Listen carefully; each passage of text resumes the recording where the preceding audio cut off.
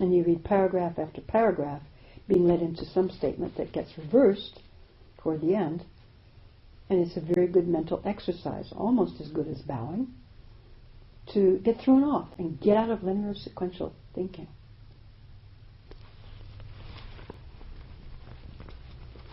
Talking about a leading teacher named Shen Hui in China, he starts his sermon by leading his audience through a series of conventional ritual procedures that focus on repenting past transgressions. Remember, that's how we begin our sesshin. And paying homage to the Buddhas, as we do in the morning service, with the intention of engendering Bodhichitta. In Japanese we call it Hotsubo Daishin, arousing the mind to awaken, the heart mind to awaken.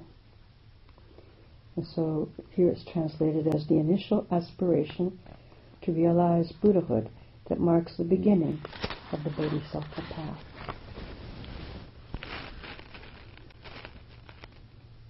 In Japan, many young people in training monasteries are there because it is their generation's turn to be there. Their father was there. They must carry on.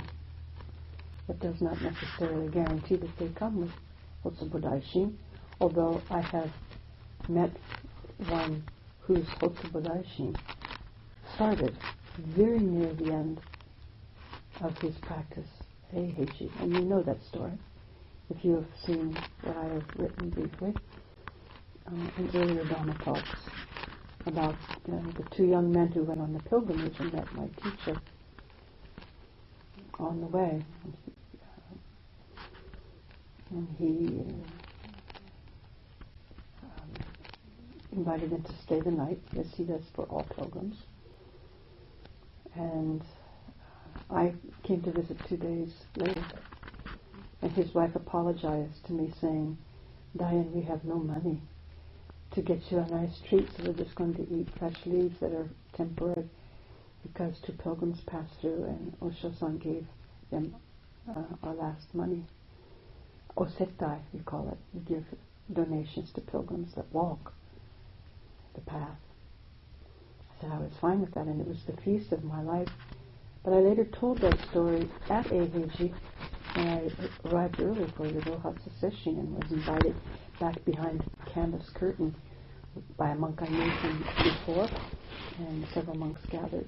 And when he asked me how things were, I told him that story. And I saw in the silhouettes of the young monks there one who suddenly jolted, and I thought, oh dear, my Japanese grammar must be off. I said the sesshin, and when I left, was about to leave, my friend, the monk, came to see me off, and he said, I have a friend that was with us at that coffee we had behind the canvas curtain, and he was all set to leave early. He was just going to stay the minimum that his father required of him, instead of staying an additional year to really get polished. And I just saw him. You know what he said? He's staying. He's staying. He's changed. He's staying one more year of this. You know why? No. He told me he heard your story. And he said, the monk that received that money, that was me.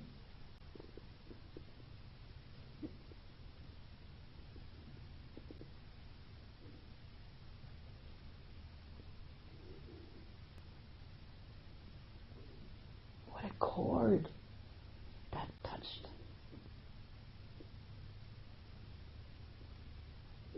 The chord that lay sleeping in that family, how many generations? How many of his ancestors had bodhicitta? How many did not, but had to carry through, carry on, regardless?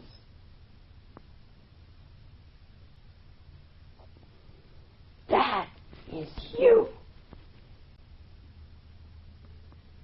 Where your bodhicitta lies. somnolent or stirring or vibrant.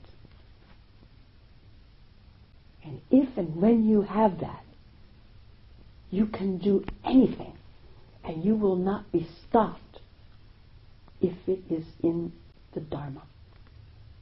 And until it awakens from that somnolence, everything is tenuous. Which way will you be pulled? Which way will your life take you?